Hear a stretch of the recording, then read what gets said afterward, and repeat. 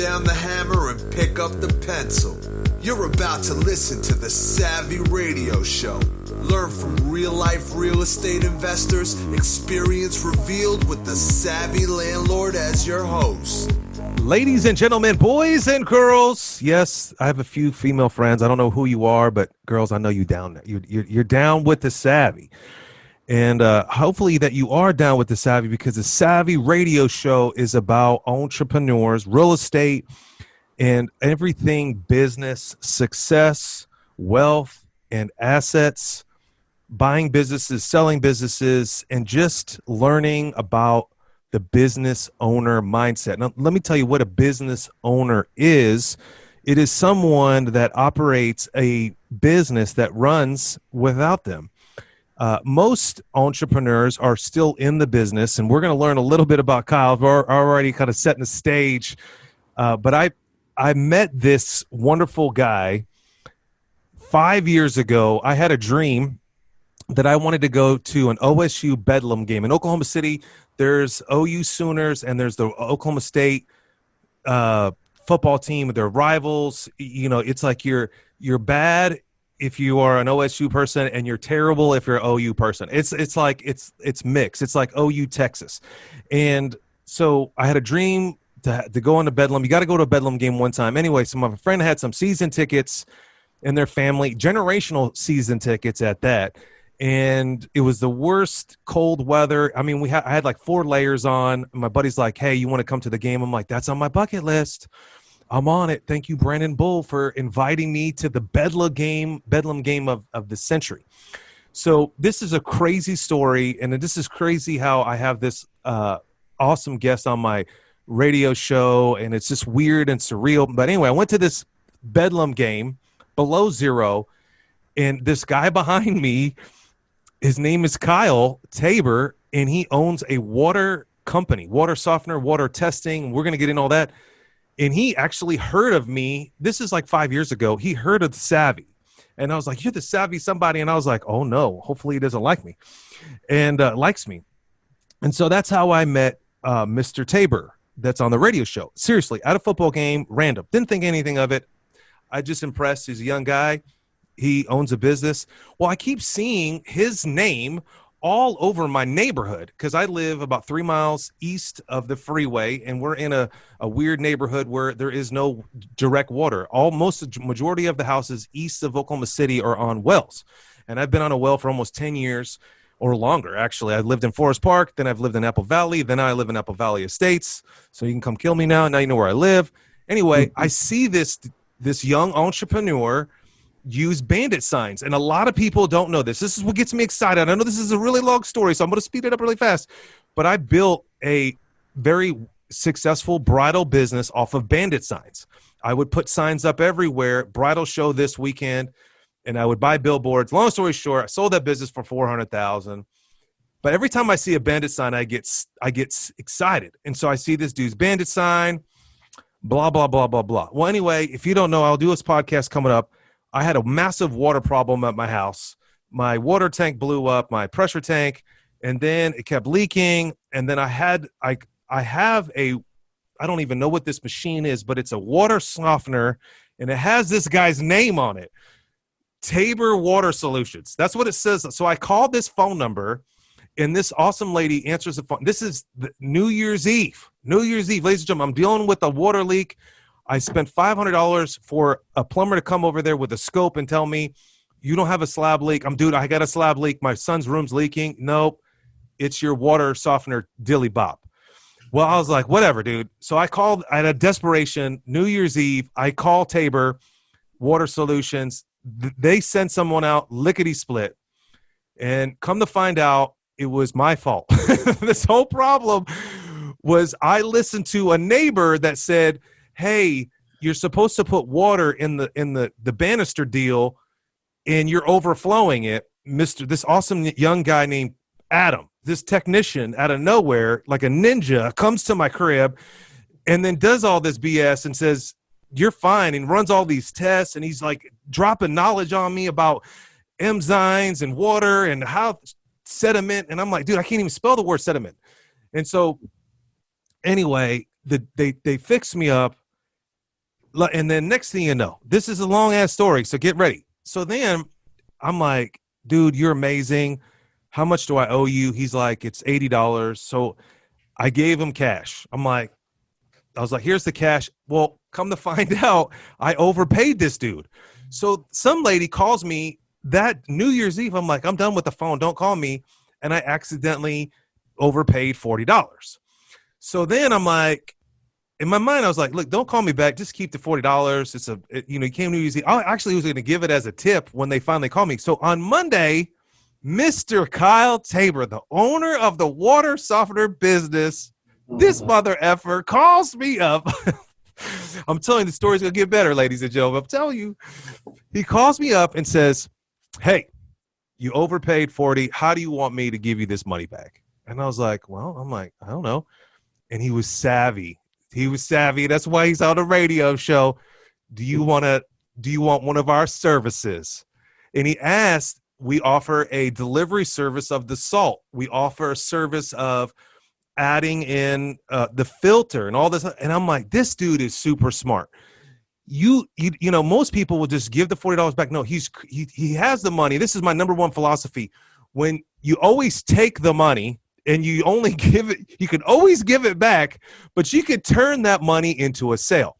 This young entrepreneur that we're about to interview is so savvy that he called me back professionally. Hey, you overpaid 40, which I didn't even realize.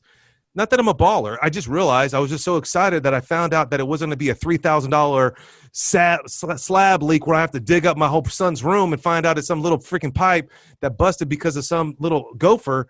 No, it was my fault. And they were nice enough to tell me that. And next thing you know, so then I was like, why, homie, I really don't need the salt service. But then the guy upgrades me to a new filter. And I'm like, and I was like, just how much is it? Just do it. And anyway, that's the story. And I was like, bro, I love entrepreneurs. I'm an entrepreneur. I'm constantly thinking about it. And I would love to have you on the radio show.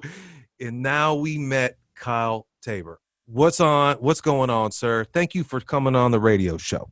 Hey, thank you, Steven, man. I really appreciate that introduction. And yeah, man, it was a cold night in Stillwater. And I remember telling my wife when I got home, man, I'm glad I behaved, because I ended up knowing the guy in front of me, and who knows what I could have said during, heated rivalry. I think we all were. That, Are you an OSU fan? Oh gosh, no. I got the. You can't see it. Oh, right there it is. now, Okay. I got the OU face mask on. But yeah, I graduated from OU in 2006, actually. Right on. So yeah, proud Sooner, and me and a buddy went down there for Bedlam, and I think you bought tickets like random or something, right? Is that? Yeah, we got down there. That's actually, it's one of my favorite things to do. I love scalping tickets. I love getting down there and doing the whole negotiation thing and filling out the market, of people trying to sell tickets, and you get a good feel for what the going rate is in different sections, and then flopping them or flipping them and upgrading to another seat. And it's something actually I don't know. I've always enjoyed that, going up to the games 4 hours or so before on Saturdays. But yeah, it was a great game, and it was very nice to meet you. Yeah. And fast forward however many years, and Adam comes home. I know it's at least 5. Yeah. So you got this entrepreneur blood. You just gave me another entrepreneur, and you're scalping tickets. So where did all this entrepreneur? I mean, this interview is about you. It's not about me. It's about your business and what you do. And another thing, ladies and gentlemen, I want you to teach you a little bit about water. I think it's important. We consume water. A lot of city water is full of chlorine. And so we're going to talk a little bit about water too, but let's talk about entrepreneur. It's ingrained in you. Where did it come from? Have you always been an entrepreneur? I mean, when did you get the bug? Were you young? About your parents? Tell us a little bit of your background. Yeah, no, thank you. It has, it is definitely a spirit, right? I think you're born with it. It doesn't mean that you can't pick up the desire later in life by any means. But when I was little, my dad loves telling the story about Kyle's Cuts, spelled with a K. He used to, push the lawnmower around door to door, in the summertime and knock on doors and mow lawns. And so that and the lemonade stand. So I don't have anything that I really did outside of that, honestly, until we started this company. But it was always something, talking, bouncing things off my mom, crazy ideas. So my mom and my stepfather, they own insurance agencies and restaurants. And what they just sold everything about a year ago and moved here as we had our first.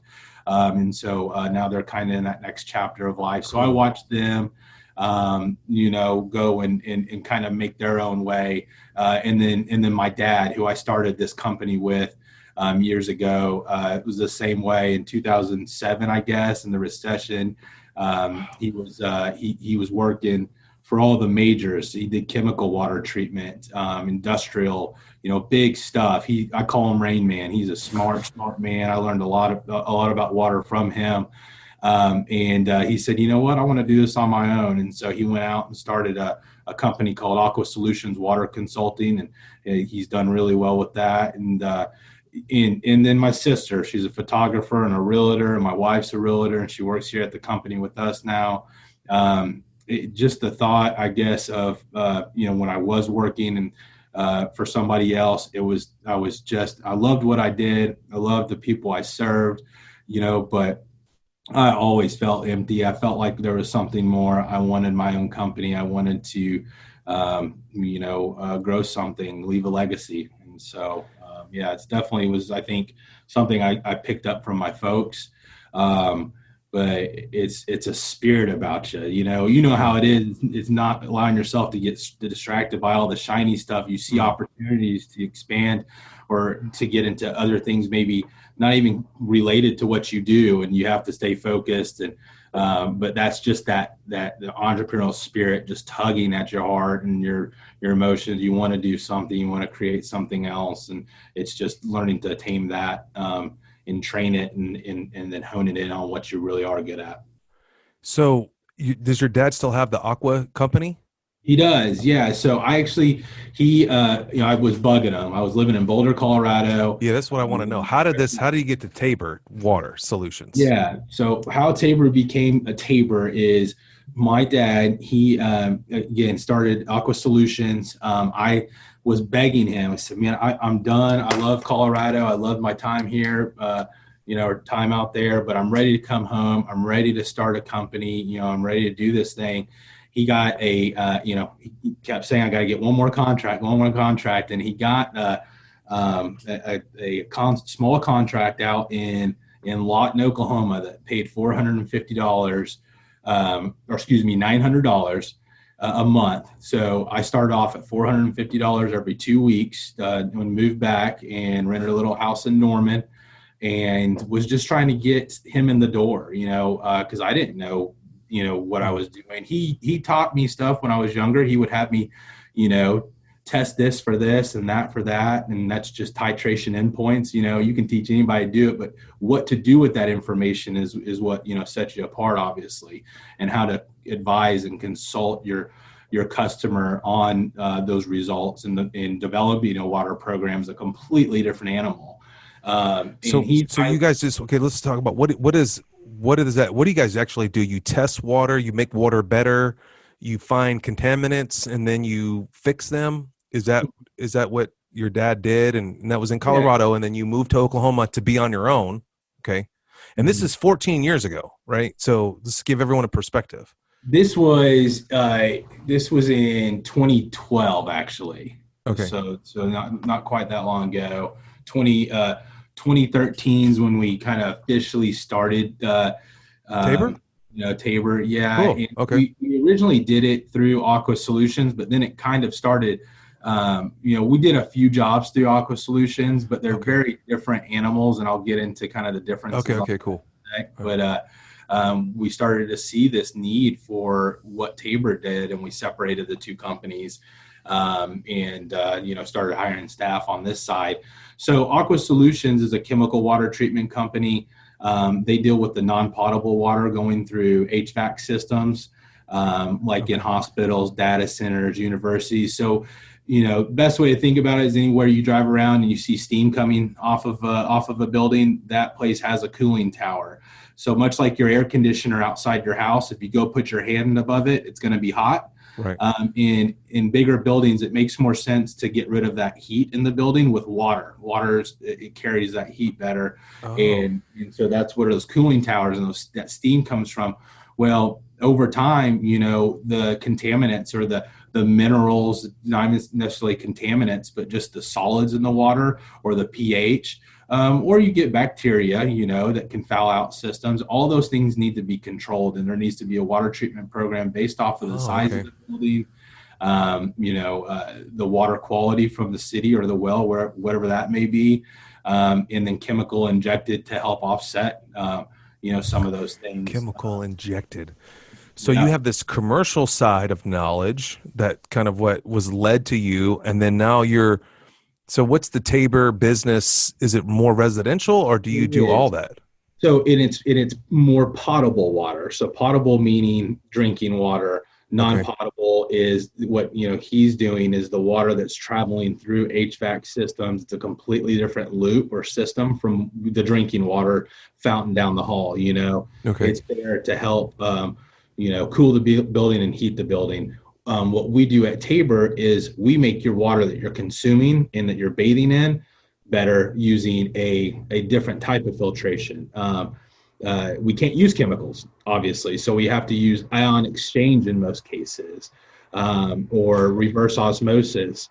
Let's go into the thing I have at my house. I got this giant tower, and then I got a box for sand or for salt. Yeah. And so what's the so ladies and gentlemen, if you're on a well, and if you're not on a well, you can get this system, which is about a couple G's, but it to me, it's worth it. I've had this $500 or $1,000 cheap Whirlpool thing for forever, but this machine is self-contained. What does this machine do? Like, I don't understand. And it regurgitates or recycles water. Tell us what is this machine? What is it called?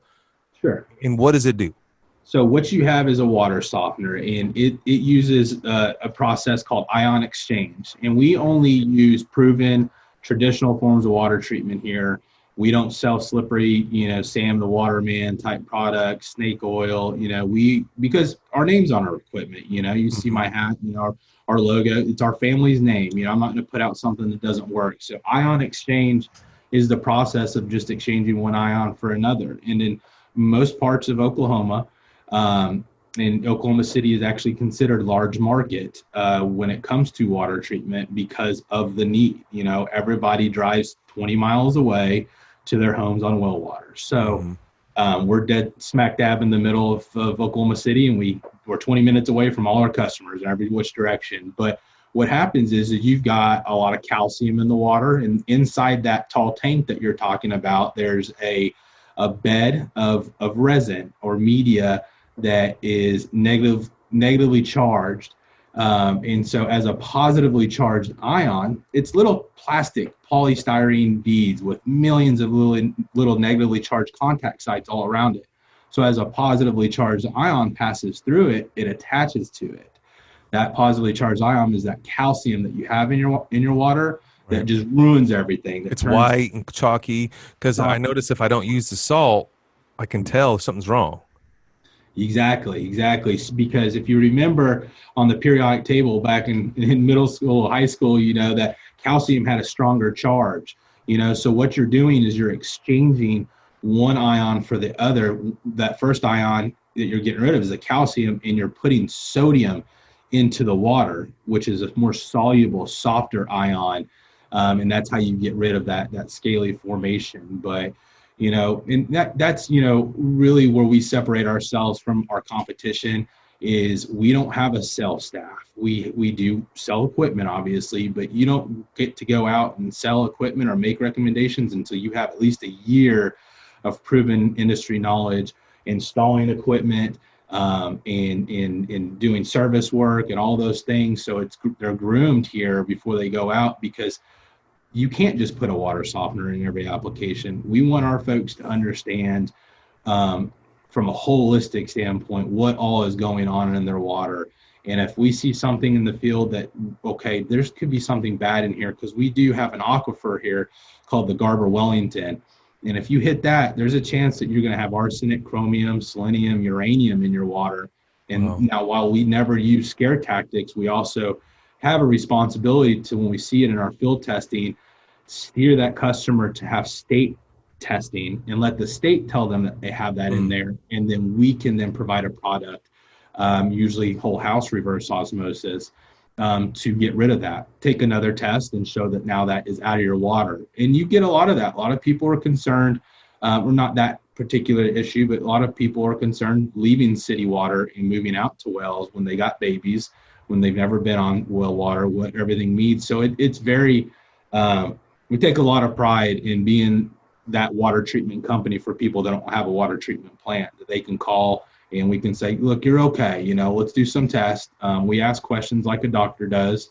And then if we decide we need some blood labs, you know, same thing. We take it to the lab and get some more results, detailed results. Okay. So we understand now that you're selling this service of cleaning water, and a lot of people don't know that their water's bad. Like I didn't know, because I just, you know, I love water. And so your customer is uneducated about water. So most of what you do all day is educate people about water. Now, there's giant companies that already kind of do this, right? Colligan and all this stuff. What, you know, you started this thing in 2012. Were you scared to start a business against this multi-zillion dollar conglomerate? I mean, like, so you, I mean, let's try to think about this. Try to help this young business person. Like, hey, I see a need. There's a big there's a $1 billion industry. Water is a $1 billion industry. I'm assuming, right? I mean, yeah. And you're going to have a tiny footprint.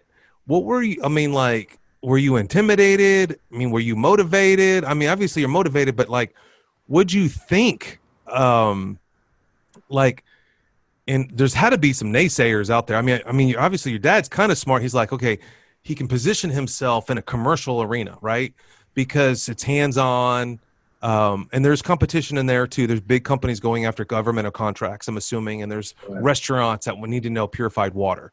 So that's another competitive space. But like, like you just made up your mind one day. Okay, I'm educated. I learned about this. I know I want to be an entrepreneur. I mean, were you intimidated? What was your game plan to go against these people? Did you eat for months? I mean, no. I'm like, how did you get? I mean, how can? I mean, this is some serious competition, man. Yeah. I know that when I owned the bridal show, there were people around the country that do it way better than me. We kept coming into Oklahoma City, and I kept fighting them. You know, I kept buying more ads, or I kept using the I'm local. I just try to look as many techniques I could to warrant their business to go with me versus some traveling bridal show. Sure. Did you have a marketing plan? I mean, like you just woke up and said, hey, I'm going to own a water softener business. I mean, come on. Like what was the decisions there? Yeah, it was a lot of cold calling to get my dad into mechanical rooms with, you know, the decision makers and engineers. And that's tough. You know, anybody that's done cold calling. And yes, honestly, I was new to that. Then one day we put water. You did that? So you actually called on behalf of. Yeah. I sat at a table with the Rolodex and called and just tried. And I wasn't good at it. You know, I was having trouble getting him in the door. But you know, one day we installed a water softener. You know, we're from the Tuttle area, Tuttle, Oklahoma. And my dad always, you know, would say you know, when they talked about Jesus walking on water, it was Tuttle's water, because it's really hard water. You know, they got rocks in their water out there. So I saw that day, you know, we went out and put the softener in, got cash in hand, and I thought, wait a second. This is where I need to be putting my efforts. You know, this is where I really feel like I can excel. And to answer your question on being scared, I mean, I'm not a cocky person. I'd like to think that I'm a confident person, but I wasn't scared at all. You know, I guess I didn't have anything to lose, you know, back then too. So that, you know, I definitely feel, you know, for the, you know, my heart goes out to those folks that do have a family and a mortgage and all this, and are having to take some of the same risks that I did when, we first started. And in a lot of it, honestly, like I keep going back to my dad. I got to give him a lot of credit. I knew he was there. All I had to do was get us in the door, and then he could talk the water. Sure. And then there was a lot new to this side of, there's different spaces in any industry, and there's a ton in water treatment. You got that chemical side, you got the pool side, you got the filtration side. So there was some learning curves on his end, as far as the mechanical sides go of what we do, but not the water. He's Rain Man. He knows his stuff, and he can talk to anyone. And so I don't know. I really wasn't scared. I did do a SWOT analysis, your strengths, weaknesses, opportunities, threats. I picked, I called him one day. I said, hey, I'm headed down to Edmond. I hear that place has money, and they got water, I'm sure. So let's go test that water. And sure enough, they had hard water. So that's where I then started getting the redneck billboards, those yard signs. Yeah, man. Interesting. And I stuck them all over town. And by the time I got back to Norman, Oklahoma, about 40 minutes away, I got a phone call from the city saying, we're going to send you a fine for each one of these signs in the amount of $500 if you don't come get them. I said, thank you for calling me. I'll come get those. But while I have you, where can I put them down? And they told me right where the county line was, right? You know that, Waterloo. That's where I'm at. I'm on the county line. That's Wild West out there. So I went down, pulled up every one of those signs, put them down out off of Waterloo, and the phone started ringing. And then from there, it was just, one at a time. One at a time, in building that name, and taking care of customers, and this is my life's work, and man, we're very, very proud of it. And but yeah, a lot of business model. I mean, that's one of those things that I recommend. One of my biggest suggestions to new entrepreneurs is know your numbers. Get familiar with Excel. I didn't know Excel, but learn how to plug in. Do the macros and learn how to plug in one thing and watch it just populate all the answers that you need, and extrapolate out over years and quarters and you can build it for whatever you need, and it's your crystal ball. But know your numbers, have a business plan. Don't just go into it. You got to have a plan for sure. Yeah, and you sent this guy to my house. First of all, you had a great answering service, or a gal in the office. She was on it, and then you sent me this worker who was insanely passionate about water. I'm like, whatever this dude said, my wallet was out. He wasn't trying to sell me, but he knew exactly everything. I mean, the guy was so passionate. Like, what got me excited was this machine only has one valve or one motor compared to whatever he was trying to tell me, how the machine worked. And, these are easy to repair. And he made it very clear that he could rebuild this motor that's on top of this machine, and why Tabor uses this machine versus all the cheaper knockoff machines that have 5 or different valves. And this only has I was just so enthralled by this guy, because he loved what he does. Mm-hmm. And then he mentioned, so you guys have been rolling it for about 9 years solid. And I know it's probably ups and downs in the beginning, and you're getting a consistent flow. I know that I've been in that neighborhood for about 5 or 7 years, and I've seen your signs forever. He mentioned another company, another direction. So as an entrepreneur, you've tasted success with this Water Solutions. I mean, we didn't really get into competition. I know you got giant competition. And then he mentioned another company, and I couldn't remember what he said. Something else, Waterworks, or some other company that you guys have started. What made you decide to have another derivative, another side that was complementing to your business? But was it a business decision? What happened there? So we actually, what Adam's referring to is incredible opportunity. Our manufacturer was purchased by A.O. Smith, and A.O. Smith, you see their hot water tanks in Lowe's, all their appliances in Lowe's. And we have the opportunity to now be in Lowe's stores. Now, it's an incredible opportunity, but there's a stigma in the U.S. and really here in Oklahoma of the way that Lowe's competition and that company that they've contracted to do the water treatment, high pressure sales, price gouging, slippery Sam the Waterman, all those things. It just comes with a very negative stigma. When you walk up to somebody's door with your test kit, you can see on their face that they've had that company out there. So we didn't want to associate, our family-owned company with that. We didn't want to drag our name through the mud, essentially, and have that confused with the way that, somebody else had been doing. But really, more than anything, is that we have created a culture here. We've never had anybody quit. We've never had to fire anybody.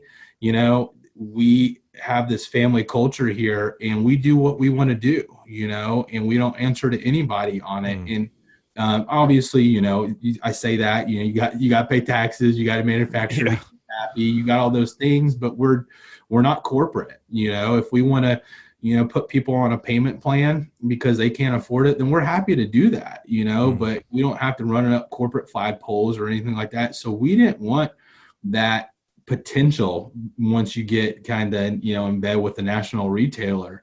But we also, smart enough, we knew that we needed to explore it and to go after it. And if not, there's folks that they could bring in from Dallas or Kansas City and set right down. Now I've created more competition against the same exact incredible equipment that we put out. It's our equipment, and it's got a different brand on it that's through Lowe's, so we know the equipment, that same valve that you're talking about that Adam was referring to, that is just, it's solid. It does really good. So that's what that is. All right. So you got approached by Lowe's to take care of their manufacturer to be their water people. Yep. And instead of using this brand that you've built for this last 10 years or whatever, you decided to change the name to have a separate division. I think that's smart, savvy. Keep them separate, but it's under all one tree of what you're doing. And now you're working. Now your volume is going to triple, right? I mean, what's your workload? How are you as an entrepreneur? I mean, how are you going to handle this volume from a big box store? Right. No, that's really, thankfully, they have allowed us to pick and choose the stores that we wanted to start with. I like proving concept, and I've never, been in a store before. And you're talking lead generators, you're talking PK or product knowledge meetings with the Lowe's associates to get the referrals coming in. All types of new expenses, and it's a completely different company with a completely different address. So I've taken on a ton of different old new expenses that I could have just all rolled in. That would have been financially, I think, the smart move, but you can't compromise on the things that are important to the success of the company, and that is that culture piece. And I want to create a similar culture through the Water Fix, which is the name of that company. But it is just, it's different, and let's face it, you feel a certain way when you're in Costco and somebody's trying to get you to fill out something, they smile at you. I don't want to do it. You turn your head. I didn't want Tabor, we're known in the communities. I didn't want people to start voiding us. So this is an opportunity to create something new too. Exactly. And we charge the same. We're not, we're not turning it up or anything like that. There's Lowe's obviously gets their cut, but the way I look at that is, that's lead generation. That's my customer cost acquisition numbers right there. I think it's savvy. I mean, my mind's blowing up in my mind. I mean, you're all cool, calm, and collective over here, but I'm like, man, this could go nationwide. I mean, I've actually have a friend that actually has done a massive $100 million deal with Lowe's. It was called Community Buying Group, which he created a whole network of all real estate investors or landlords. And he got a percentage of whatever it was like 0.00000, but just working with Lowe's, the magnitude of that organization is I can't even fathom the potential that you could have. I mean, if these satellite stores or these concepts explode, I mean, have you ever thought about this could be nationwide? The water fix nationwide. We're talking hundreds of millions, dude. We're not talking just a little millionaire here. We're talking hundreds of millions. Well, the the way our manufacturers done it is they're leaning on the strong dealers in each market. So other markets are already being represented by other companies like Tabor. Now we definitely want to take care of this whole state. Now the idea has always been to get Tabor to a point to where it can be franchised, or at least have yards throughout the country for sure. So the thing with water is that the quality of it is diminishing. Our access to it is diminishing. Population growth is going up. Water is the future. It's the liquid gold, and there's going to be, I think, a lot of things that we see come down in policies and the way government handles a lot of this stuff moving forward over the next 20 years on the way we consume it and the way that we do our, use it for our yards. And it's not forever. Sure, you got the cycle of water falling and then, heat and the hydraulic cycle, but it's, it's still the access to clean water is diminishing. So I think we're in the right place. We're in the right industry. We're just a bunch of water nerds. We just love what we do. And we love educating our folks. It's not work for us. I love the liquid gold. One day it hit me maybe 10 years ago. I was at a convenience store and I'm like, damn, my gas is $1 something a gallon. But this, 1 liter was it's like $6 a gallon or $10 a gallon. It was just something like I ran the numbers in my mind. I'm like, this is more expensive than gasoline. This water that I'm drinking that's free. But anyway, let's get into how'd you come up with the water fix? Love the name, think it's sexy. I think it could be nationwide. How'd you come up with the water fix? That Adam actually, he my little superstar. He is, He is. That dude's like, I told him, I'm like, you need to negotiate a business deal. Did he tell you that? I was like, he's savvy, man. That dude, I'm telling you, he reminds me of a good friend of mine. He's big time. He's a good guy. And, that's what I always told folks, early on, I told him early on, your best ability is availability, and the fact that I can trust and, count on you, and I don't have to micromanage, and never had to do that with him. I said, I just need you to be really good at installs. He was green to the industry. I said, but come in and ask me questions, pick my brain, challenge me, I'll ask you questions. And he ate that up. And, usually in our industry, you have guys that are really, mechanically minded and can repair valves and, plumb anything. And then you got guys that are really good about diving into the information in the valves and making sense of what's going on with the system and testing the water and the math and all these other things. But it doesn't happen a lot to where you have both of those doing all those things and then being able to talk to people and relate with people. And I just kept getting calls after, call after call, review after review, not only from Adam on Adam, but the rest of our staff, Carrie, who you spoke with on the phone, smiles through the phone. All people, our customers just love her. But I always wanted to give Adam more responsibility, move him up, and so this was the perfect opportunity. He's out right now at a Lowe's store doing some training. So you as a business owner, aka entrepreneur, it's not easy. There's times when you can't make payroll. There's times when people say they're going to pay and they don't, and their check bounces. And you've been burned. There's victory like Lowe's is around the corner, and then Lowe's can change your mind tomorrow, and you've invested $50,000. How do you stay positive? What do you turn to stay motivated? Right? I mean, sometimes there's some days where it's dark. How do you pick yourself up? That's a really good question. I guess it's just the. I do have my faith, and I give a lot of my worry to God. And I know a lot of people listening, would all share different beliefs, and I definitely don't want to get too much into that, but I have to learn to put it all at my Lord's feet, when it does get that way. And there's just this thing that happens. I would recommend, to folks, listen to your gut. It's not gonna lie to you. And we've gone and look for the signs. It's silly as it is, and just keep your head down, keep working, keep going. And on those rough days, know that tomorrow is a new day and it brings new hope. You get to put a stamp on the end of, stamp of approval at the end of every day.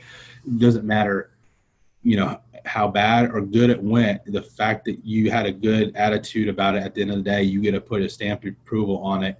And knowing that tomorrow is a new day with new hope is how I've gotten through that, Stephen. That's a really good question, because there's been a lot of those days. What am I doing? I'm putting my family at risk, our whole financial future. And then, I wake up renewed and I say, stop feeling sorry for yourself, go do it. And then before you know it, you have a killer day. You close all these accounts and you're able to, pay off some stuff and come into savings and do it all over again the next day. So. I know. I think that's the thing that a lot of people don't understand. They just think they I wouldn't say worship entrepreneurs. They're just so fortunate, but there's so many dark times. There's so many times where things like you get a lawsuit and you promise this and this happened and someone's mad and and it's a financial burden. And there's this, it just sounds so good and so sexy to be an entrepreneur. I own a business.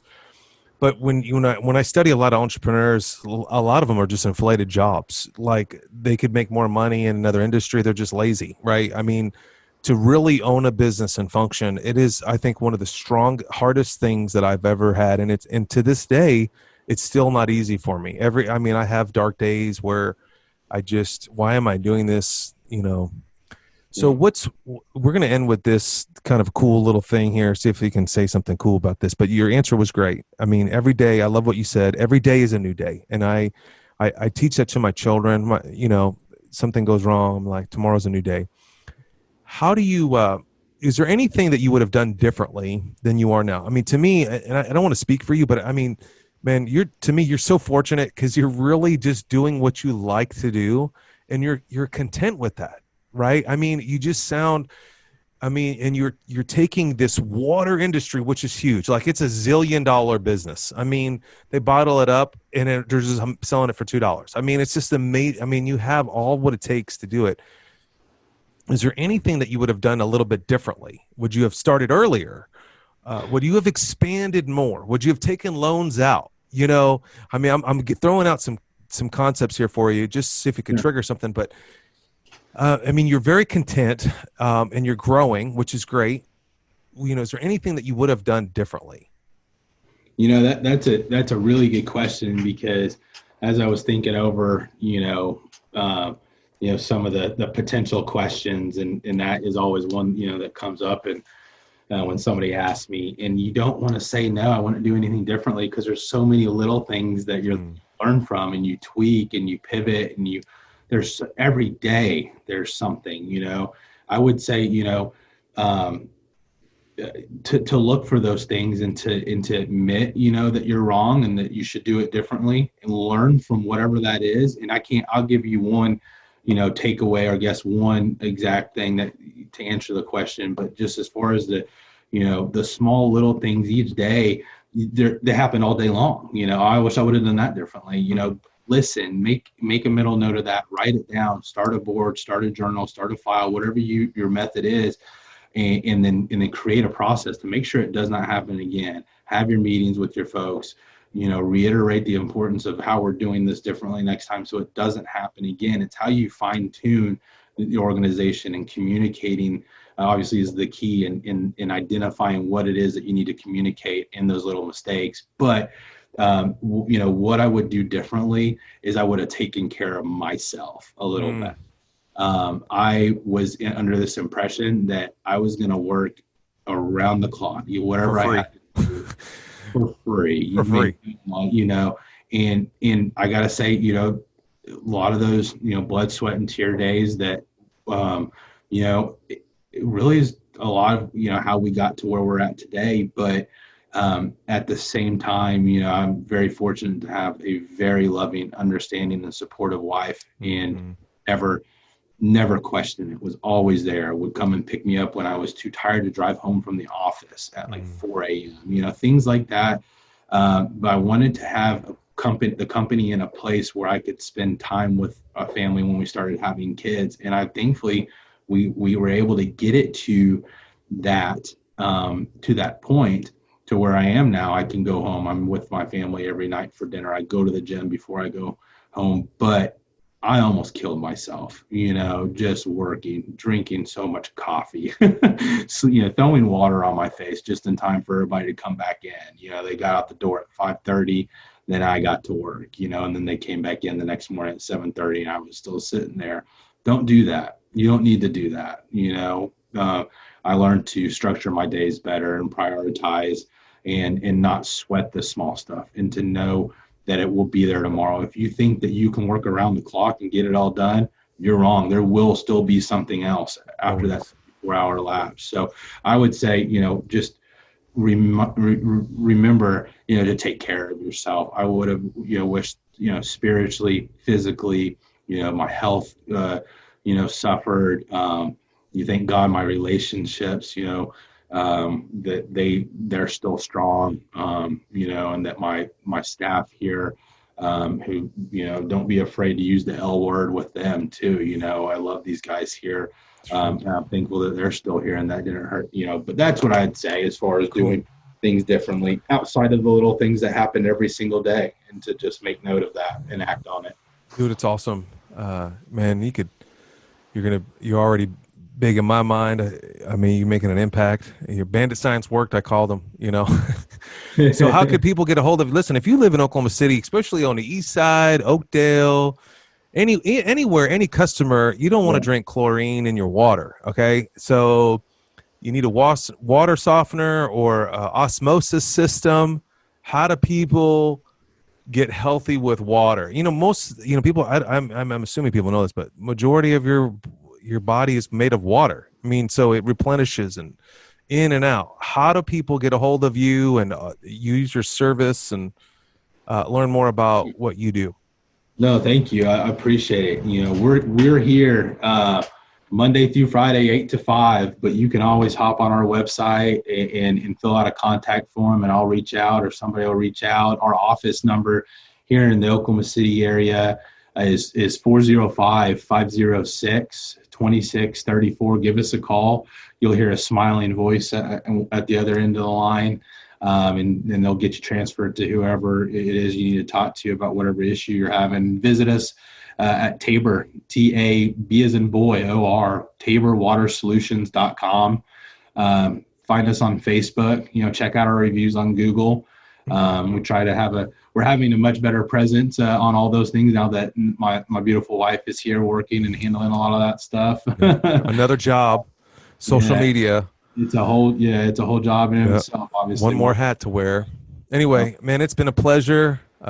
It's great to get to know you. Now we know your story, and 3 to 5 years when the water fix is in Texas, I'll have you back on, and it would just to see you grow. I mean, it's 2021 January, and big and mighty thanks for you, man. I mean, sometimes there's things you can't see. I mean, did you ever think that you would get this water fix contract with Lowe's? I mean, as a young entrepreneur, I'd be driving by places. I'm like, one day I want that as an account. Right. Absolutely. Yeah. And it's just glad to see you at the bottom. Well, you're really not at the bottom, but I mean, I big thanks for you, man. Congratulations. Thank you. Thanks, Steve. I appreciate the opportunity. This has been a lot of fun, and always, got Adam showed up with your book, and I said, I got that book on my Audible. You met that guy?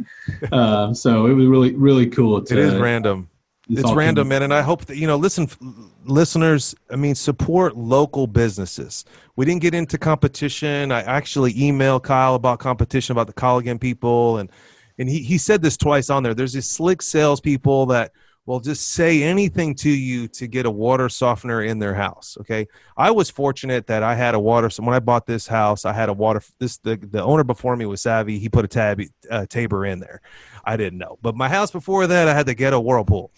So if you really, you want to talk to honest people and you're really having some issue with water scaling and I've actually cut in a pipe out of my old house and I saw all the calcium built up in there.